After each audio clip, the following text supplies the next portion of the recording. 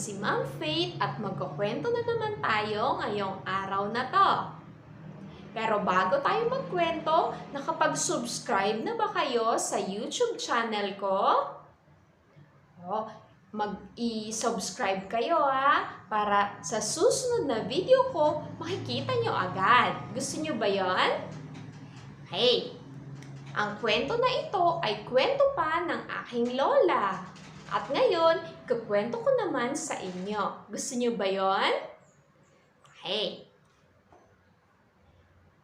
Matulog na maliit na buwaya.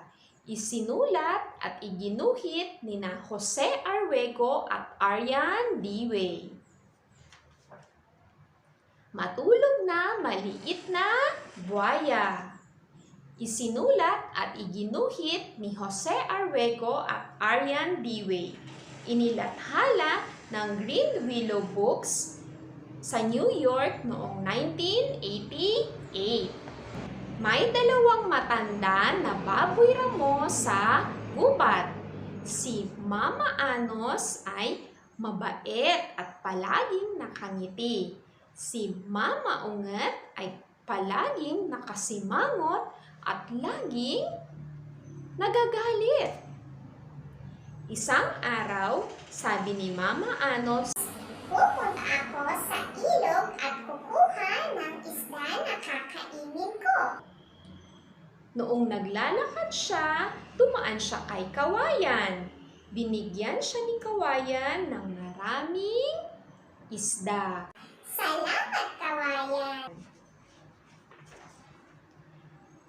Pero kulang ang nakuha ni Mama Anos na isda. Kaya naglakad ulit siya papunta sa ilog. Tapos, nadapa siya. Naapakan pala niya ang buntot ni Kawayan. Ikaw pala, Mama Anos. Sabi ni Buwaya. Saan ka pupunta? "Ay, buwaya, pupunta ako sa ilog. Kulang kasi ang nakuha ko na isda." Sabi ni Mama Anos. Sige, ako ang kukuha ng isda para sa'yo. Sabi ni Buwaya. Pero may papagawa ako sa'yo. Halika sa bahay ko. Sa kuweba ni Buwaya, may umiiyak. May maliit na buwaya. Mama Anos, patulugin mo ang anak ko at bibigyan kita ng premyo. Sabi ni Buwaya at umalis na. Kinarga ni Mama Anos ang maliit na buwaya at hinele niya. "Ila-ila, matulog na maliit na buwaya. Mabango ang ihi niya, mabango ang tae niya." Maya-maya pa, nakatulog na ang maliit na buwaya.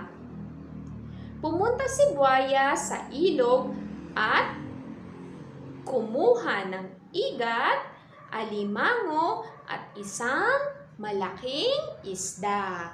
Gumawa si Buwaya ng basket at inilagay niya lahat ng nakuha niya dito. Ito ang premyo mo. Sabi ni Buwaya. Punta ka ulit dito sa susunod at bibigyan ulit kita ng madami.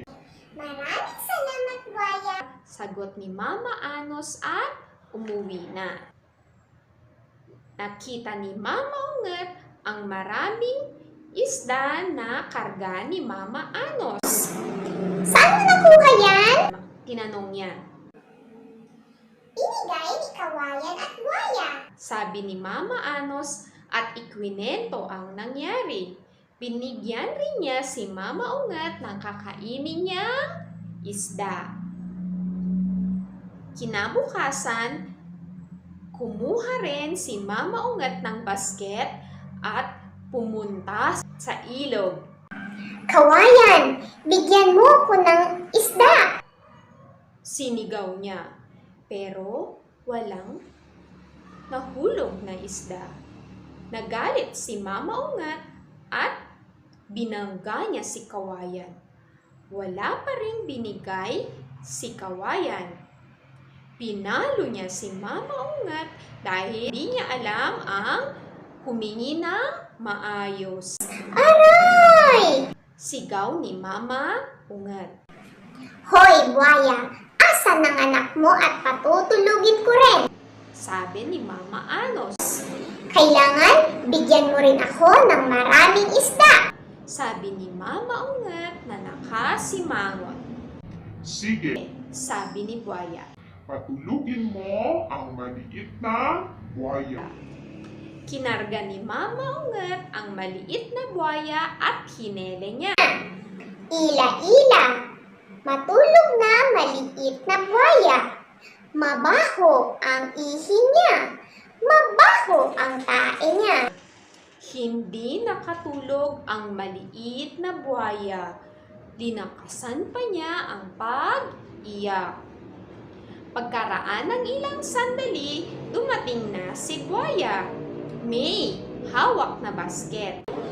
Buksan mo lang ito pag dumating ka na sa bahay mo.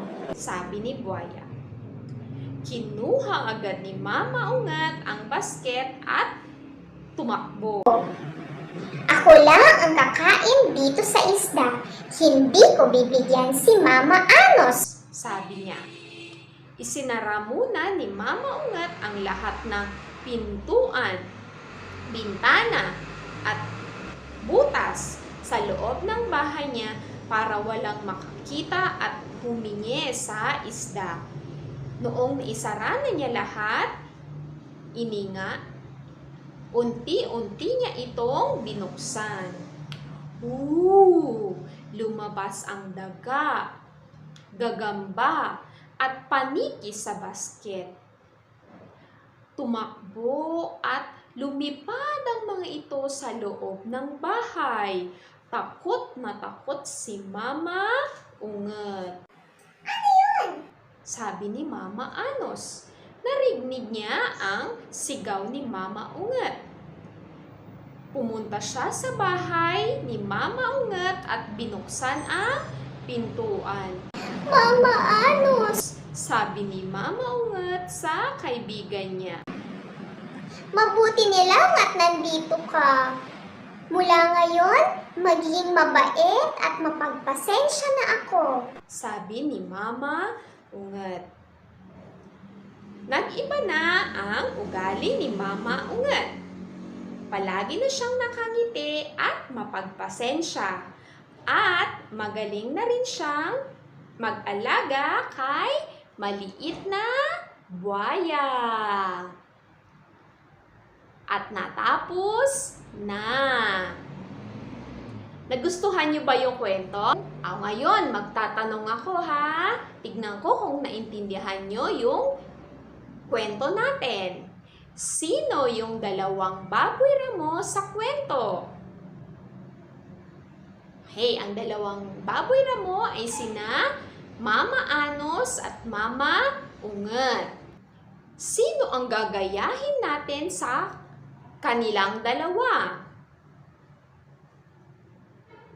Gagayahin natin si Mama Anos dahil mabait at palaging nakangiti. Sino ang inalagaan ng dalawang baboy? Inalagaan nila si maliit na buhaya. Sino ang nakapagpatulog sa kanila? Si Mama Anos. Bakit kaya niya napatulog si maliit na buhaya? Kinantahan niya, no? Ano yung kanta niya? Ila-ila, matulog na maliit na buhaya. Mabango ang ihi niya. Mabango ang tae niya. At nakatulog na si maliit na buhaya. Ano yung binigay ni buhaya kay Mama Anos? Binigyan niya ng isda. Pagkatapos na nabigyan ng isda, sino naman yung binigyan ni Mama Anos ng isda? Binigyan rin niya si Mama Ungat. So, sino yung tutularan natin? Si Mama Anos. Okay. Ngayon, gusto nyo bang mag-drawing naman? Okay, may gagawin tayo ha. Gawa tayo ng buhaya. Gusto mo ba yon? Okay, sige.